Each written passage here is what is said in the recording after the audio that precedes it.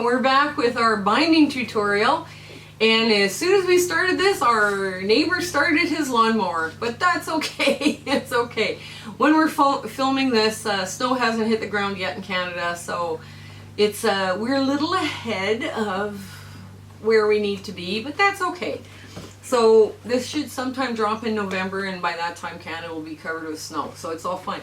But today we're gonna start teaching you how to bind your quilts. Now, my favorite binding for a quilt that's the easiest and fastest for me to do is not the traditional binding where you sew it on the front, you flip it to the back, and then you hand stitch the back.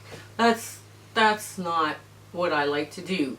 I don't like hand stitching the bindings, right? So my friend Betty showed me flange binding, and she showed me flange binding years ago, and here are my notes on how to do flange binding. So she told me, she said the peekaboo part, or the flange, or the faux piping, that's another term for this kind of binding, needs to be 1.75 inches wide, and the binding part that goes around the edge of the quilt needs to be 1.5 inches wide. So you sew it to the back of the quilt, then you flip it over and then stitch in the ditch along the flange or the fake piping. Well, that works. It's perfect, and this is what I use when I do adult quilts. But when I'm doing charity quilts, I tend to use what I have, and what I have is 1.5 inch strips, but I also have 2-inch strips, which is a little bit wider, but then your binding or your fake binding or your flange is just a little bit bigger, and it's easier to sew. So let's start working with our strips, and we'll see how far we get. Okay, so I'm going to dig through my 1.5 inch width of fabric strips. Now, these strips are full strips, so I have pink, I have gray, I have all sorts of colors, but here I am, here's my blue. And out of here, because these twin size quilts are 5 feet by 7 feet, which is 12 feet around, 24 around, which is 288 around, divided by 40. I'm going to need 7.2 strips, but what I'm going to do is I'm just going to open these up, and I'm going to take 8 strips, and I don't have to worry about anything much. 1, 2, 3, 4, 5, 6, 7, and 8. Ooh, that's pretty. 8. So I'm just going to take 8 strips out of blue to do a blue and white quilt. Now, if I was doing the brown ones, I would pick like an orange or a yellow or brown or red or something. But this is where I'm picking out of here. Now, so I've got my strips here of my 1.5 inches. So now, what accent color do I want in my piping? I could go with black, I could go with green, I could go with reds, anything. I could do a black and white. They're here, the orange, pinks, whichever color I choose. I think what I'm going to do, this is my last opportunity to add color into this quilt. I'm going to go with green. So basically here, I'm going to pull out 8 strips of green. And this is so easy when it's all organized like this. It's just so nice to work with. 1, I don't want that one, same. 2, 3, 3, 4, 5, that's the same, 6, 7, and 8. Now the reason why you round up is because you need 7.2 strips, right? So you go up to your 8, and if I have extra binding that I gotta make, or don't need to make, that's fine. I can put it into another quilt. It'll work. It'll be fine. So anyways, so now I've got my strips picked, and yes, basically I just go through and pull strips. Now that I've got my strips picked, this is my 2-inch. Yes, I know they're oversized, but we're going with working with what we have. And my 1.5 inch. Let's head to the sewing machine now to see how we put all these together. Okay, so now we're here at the sewing machine. The first thing I'm going to do, because I've arranged my strips now and how I'm going to have them sewed, right, the color order I want, the first thing I have to do is remember to cut the first one in half along the fold, because I want this one to be at this end and this one to be at this end. This way you offset your seams in your binding. So we're going to do the 2s first, the 2-inch ones first. Now I'm just going to lay out with the good side up, and sometimes on these, just a minute here, let me get a hair out of my way. And sometimes with these, like I've got batiks here, so I'm going to open this up so the good side goes to the good side. And sometimes with batiks you can't tell. So don't get too crazy. All of this is batik. It'll be fine. It'll look great. And you gotta remember, there's only a little bit of this going to show. Now you put the good side up and you cross with another green one and you go like this. And then you keep going. You keep sewing these on an angle like this until you get the end of your work. And then you put your good side up. Now because these pieces are 2 inches, or like the triangles off of this are less than 2.5 inches, I don't keep the stuff that I cut off here. I can't, I don't have room for a lot of little bits like this. Oh, better make sure I don't flip it. Okay, this is the good side. Yeah. So I'll finish doing both this and the blues, because it's the same thing when you're doing the blues, except you're leaving those that very first one as a full strip. You're not going to cut it in half, right? Because you just want to offset the one seam. So I'll meet you back here when I'm done sewing all the half bits. Okay, so what I'm going to do, I've put all of this together with the blue and the green, so I'm just going to clip it all apart for now. And what I'm going to do is I'm going to trim off those corners. Now, you want to leave almost a little bit more than 1/4 inch. So here I am, I'm starting here. So I go up and across. And I'm leaving a healthy 1/4 inch, and you'll see why when I do the ironing part of this. But so I just go up, across, and back like this, so straight. So I'm going to do this to both the blue and the green, and I'll meet you back here. Okay, so I've got everything trimmed, all the little triangles trimmed and thrown into the basket. So now what I'm going to do is I'm going to line the good side up on the bottom with the good side to good side, and I just want to line them up as closely as I can along this line, and I'm going to make a 1/4 inch seam along here. So as you go through, you're going to hit the offset seams. Now I'm just going to run this real quick, because it's not hard to make this stuff. It's just an extra step. But as you're running your offset seams, now it doesn't, here's the first one coming up on the bottom. You want to make sure that lies flat, right? So you want to make sure that this seam here that's underneath lies flat, and that you have a nice straight continuous seam, right? So now you're just going to line this up just a bit, and you've got this lovely little seam coming through, and you keep doing this until you go to the end. Now if you're doing the seam on top, you want that to lie flat as well. Like you just want your sewing machine to lie flat. So you're just going to press it down with your fingers for here for now, and it's going to lie perfectly flat and straight along this green strip. right? So that's how you've offset your seams, just by cutting one of them, whether it be the flange or the fake piping, in half and then adding it to the other end. So I'm going to finish this long green strip that I've got, because I've got a whole bunch of it to sew, and I'll meet you back at the ironing board or my wool mat.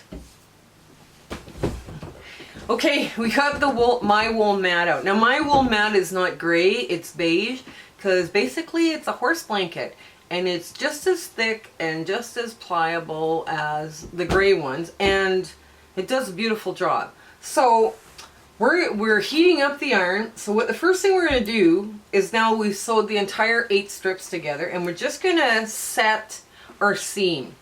Now setting our seam just means running over the strip, right? So basically we're flattening it too.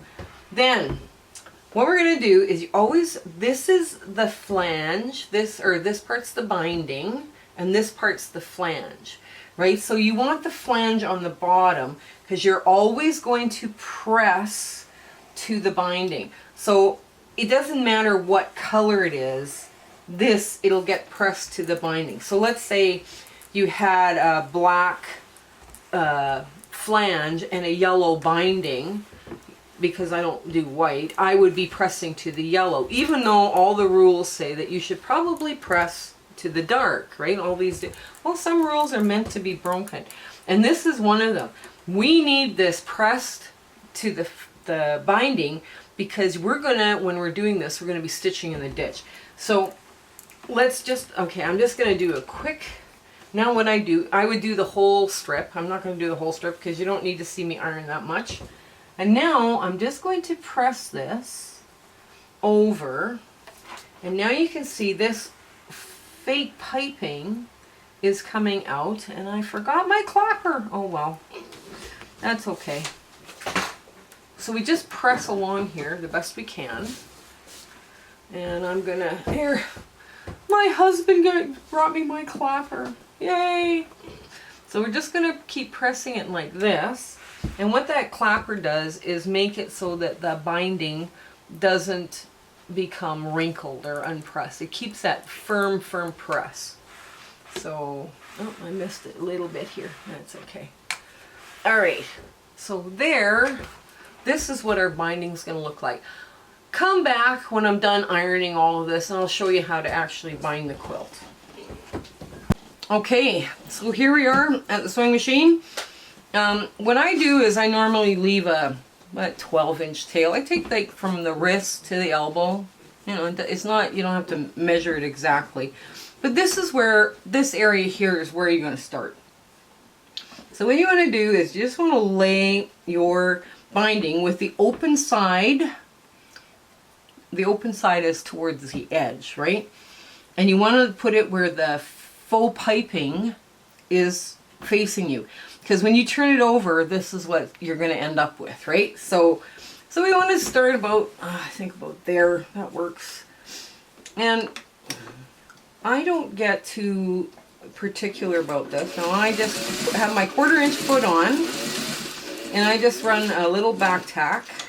And I get rid of my little thread saver. And I just go along here all the way around, and I go all the way down, and I just, I take my time. This is a lot of fabric for this machine to put through. When I'm actually top stitching or stitching the ditch on the flange when we're on the other side, I will actually put my walking foot on, because we're now traveling through a lot of layers. Now I'm just going to show you inside. I think you might not have understood this. This is the binding. This is the flange. So when you press your seams to the binding, you can now turn this over, and you're not fighting a bunch of seams inside, right? That's why you're always pressing to the binding, right? It just makes it easier for you to sew it, and easier for you to press. So let me keep going around. And I don't worry too much about hitting corners. If you're doing a scrappy scrappy binding, you know, where you're scrappy, like they're not working with width of fabrics, but you're just doing scrappy, you try to mismatch your seams, you know, as you're putting them together. You try and not have all your seams coming, like here is in the middle of a good piece of fabric, right? But if you're doing scrappy and your seams line up, well, your seams line up. There's nothing you can do about it. So let me sew all the way around, and I'll show you how to do a corner, and then I'll show you how to put them together.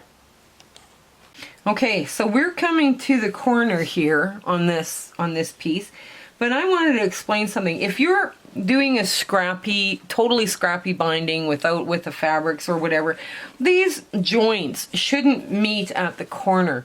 But if you have to, you have to. Don't worry about it. Just fold open just press them open, because that distributes the bulk. That's why they don't want a seam right at the corner. Well, let's just get this rest of this sewn on here. And now while I was waiting for my cameraman, I clipped the other side of my binding, but I'll show you that in a sec. So I just come down to the corner. Now on my foot, my 1/4 inch foot, I have 2 little lines, and I'm going to get right, there's one at where the needle is, and then there's one right at the front of the foot. That distance is a 1/4 inch. I'm hoping you can see that. So if I draw a line with my fingernail, kind of, I can tell exactly where the quilt is underneath my strip, right? So what I'm going to do is I'm going to quickly go through all the way to that 1/4 inch line where I am right now. Now I'm going to pick up my pressure foot and pivot the work, my work around, just like that, right? Now I'm going to pull this out of the way. This is not what everybody else does, but this is what I do, because it's kind of a little mini cheat. So I push this out of the way, and then I lay down this as flat as I can. Now there's a little bubble then underneath here, but I press that out as best I can with my finger, and I go forward a couple of stitches, and now I go back, and now I've distributed the bulk of that pivot across the corner, just like this. And I can also trim this corner to reduce bulk as well, like before I start sewing the other side of the quilt. So I'm just going to get to a point here where I can show you where I'm at. Now, I like to leave about 12-inch gap between and we'll get rid of that extra string. We don't need that. So what I'm going to do here is I'm going to show you what happens. Now we're going to join up this strip. So this is the part I cut off while I was waiting for my cameraman, and this is the part that's extra, right? So what I'm going to do is I am going to lay this down and across as neatly as I can, and out of the way, I'm hoping. And I'm going to just push this so that I can mark it with a pen, a little pen. Now, the blue marks the blue, right? The green marks the green. Because if you do it the other way, you won't get anything. So now, I've got lines where I can draw. Okay, so I have lines now. When I open this up, I have a line where I can draw. Now, this doesn't even have to be cut at 45. It's 45-ish, right? But it's whatever you've cut that at. So I've got a line here and a line here. So now I can take a 1/2 inch ruler, and because I need to make it a 1/2 inch longer, I'm going to just push it to this side, and now I'm going to draw where I cut. Careful, don't get ink on the quilt, but this is where I'm going to cut. And now, oops, am I in shot? Where am I? Okay, so now I'm just going to cut. Normally I'd have a great big scissor here, but apparently I don't do that. I can't find it, so that's fine. So now you see how they're going to match. And it's like 1/2 inch over on each side, which is perfect because you have a seam allowance to do. So now what I do is I take both ends and I pull the ends together, right sides together. And now I'm going to take a pin and mark it about 1/2 inch down. You can measure this if you want and draw it on your back side of your fabric. And because this is now an angle, we're going to just shift it so that it rotates to a nice smooth edge, because we want that to hide how we join the seam. We want the flange and the fake piping and the binding to meet at the same place. So now we're just going to push this under and sew it so it lies flat. Let me get this all out and get under my foot. And sometimes you got to do a little maneuvering to get the thread and still hold the piece and everything, but that's okay. That's okay.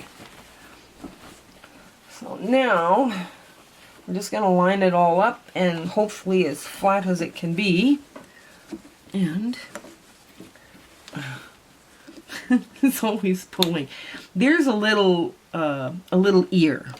That's the ear. That ear is a good ear to have, because that ear will match up in that hole, right? So basically this is the old method called needle match. They don't teach it anymore, but basically you come out, you're using the ear. Now you also have an ear on this side, which is okay. Now you get under here and get as close as you can, pull your pin out, and then you go all the way to the other ear, and you're going to try and get your needle to come out at this point.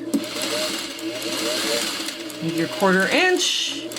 And do we hit it? Yes we do, yay! Okay, so now I'm just going to trim my threads like this, and we'll put that and get that ready for sewing. And I trim off those dog ears now, because they're just nothing. There's nothing there that we need. Other that we can reduce as much bulk as we can, and that's a perfect place to cut it out. So now we just pull it close like this, and voila, it went from this to this. So now we just finished sewing this in place.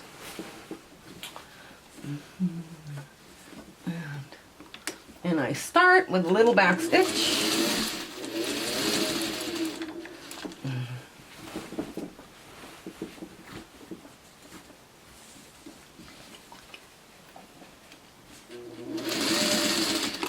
And I want these seams to lie as flat as possible. So I'm pushing them away from the foot.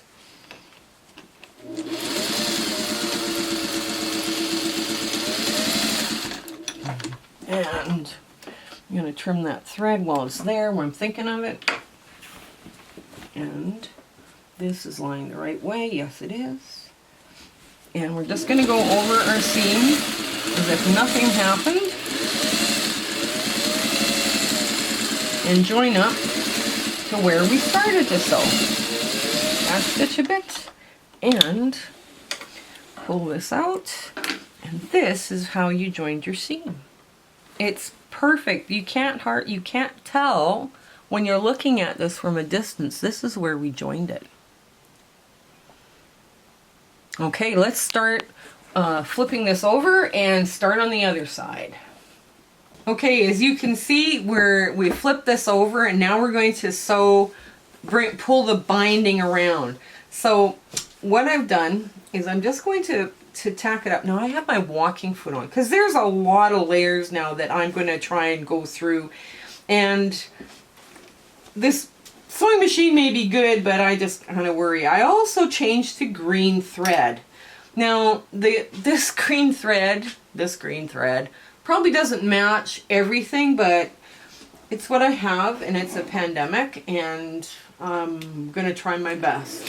So basically we start and we do a little back stitch, and now we're stitching right in that ditch of that flange. So now if we can get a little closer, we're gonna be stitching right in here between the flange and the binding, the purple or the blue binding. So we're right in here, right along in here. So we're just going to keep stitching along, and hopefully we're not going to crawl up onto the blue too much, but if it's a dark blue, this is kind of a vibrant green, so it's not, you're not going to show it. And we're just going to keep smoothing hair, and not hair, but you know, fluff from the fabric. We're just going to keep smoothing it along.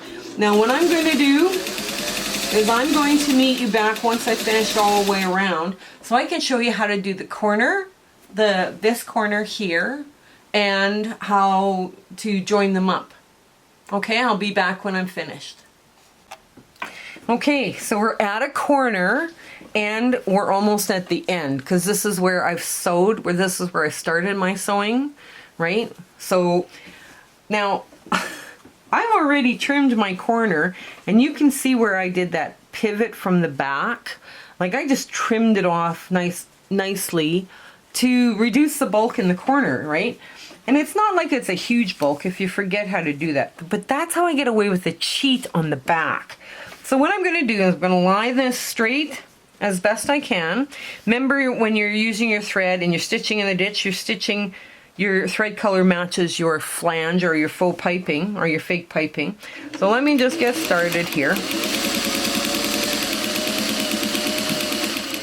Now I want to get quite close in here, but I don't want to sew all the way down because I want this side to be the under part.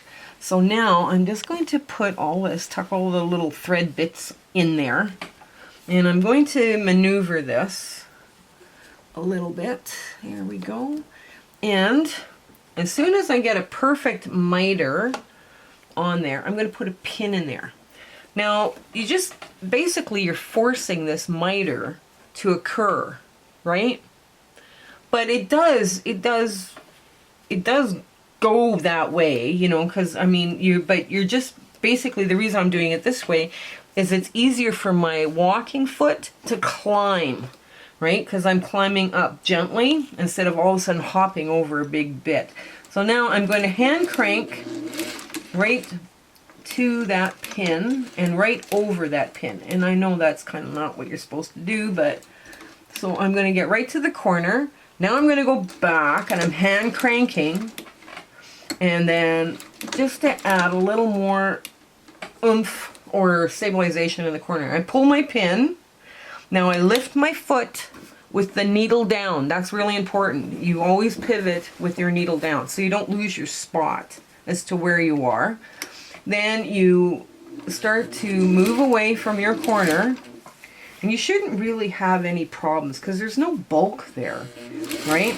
So, and then now you just go all to where your starting point is, which is here. So, and it just fits nice, everything fits good. And now I just go back a little bit forward, and then I pull my thing out and I'm done. I am done binding.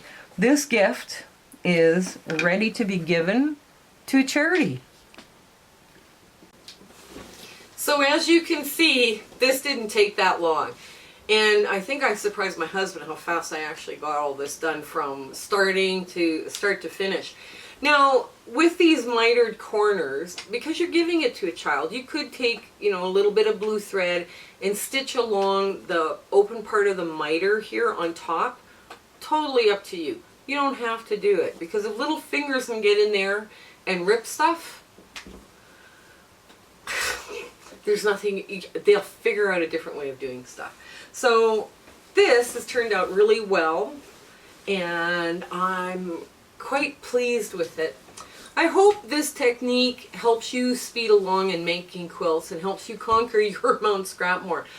As you can see, I have a few more quilts to do, so I should get going. I hope you have a wonderful week ahead. Okay, talk to you later. Bye. If you have questions about what you saw in this video, or you have ideas for content or something you want to see us do, please put those comments in the description below. But also, while you're there, like, share, and subscribe with your friends. That would really help us out. Okay, I want to thank you and have a great day.